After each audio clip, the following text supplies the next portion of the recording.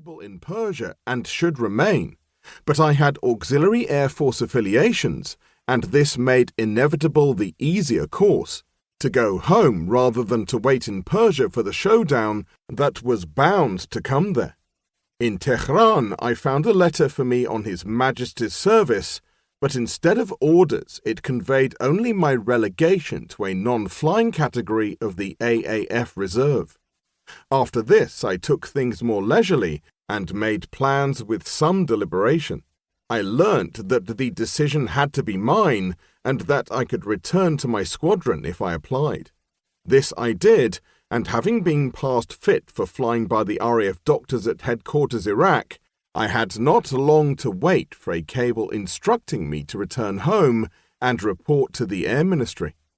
I left Tehran in January in a snowstorm. By then, all had been completed. My worldly goods, the accumulation of 5 years' independent self-indulgence, had been sold or stored, and I had handed over my work to a successor. It all sounded trivial as I explained it to him item by item, and yet, when it was my work and when there was no war to be thought of, it had often seemed of the utmost importance.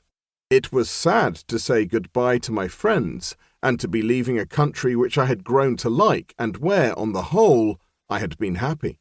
I had been fortunate to have worked for the 3 past years in Tehran. There the life had been interesting, gay, and, on looking back, a little exotic. And the work had been satisfying, absorbing, and carefree.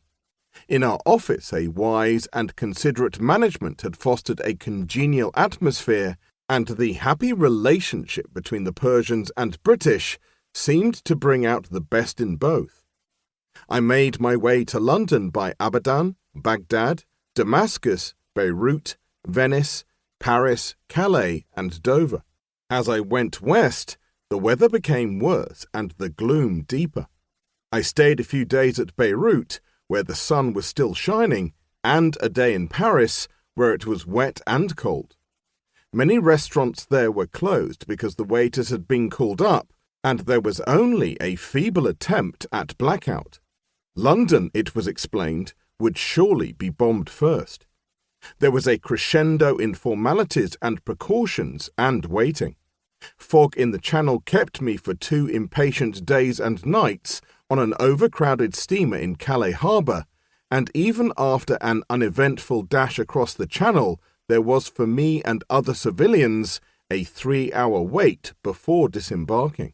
Apart from uniforms and the blackout, there seemed to be few changes in London, and I began to doubt the wisdom of coming home for what then seemed a phony war. I acquired a civilian identity card and ration book, and I went to the Air Ministry, where I eventually found my goal at the end of a dusty passage. I went in and unburdened myself to a sympathetic squadron leader. I learnt that I was still acceptable for operations. In those days there were rumours that pilots in the late 20s were too old, and that I could go back to my squadron, but that I would have to have a refresher course. When would I be ready to go on it? I said I was ready at once. No, I wanted no leave. I would be told when and where to report. It was not until February 23rd that I reported at a place called South Cerney. Chapter 2.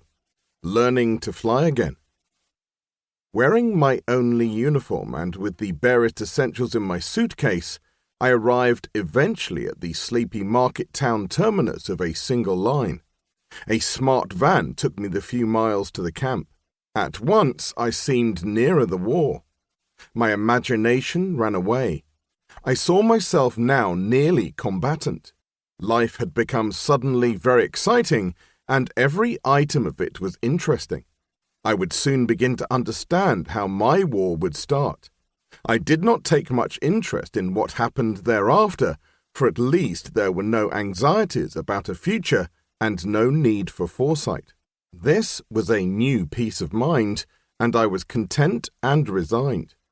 The course was worthwhile, and life, while it continued, would be as exciting as its end. When it came, would be sudden.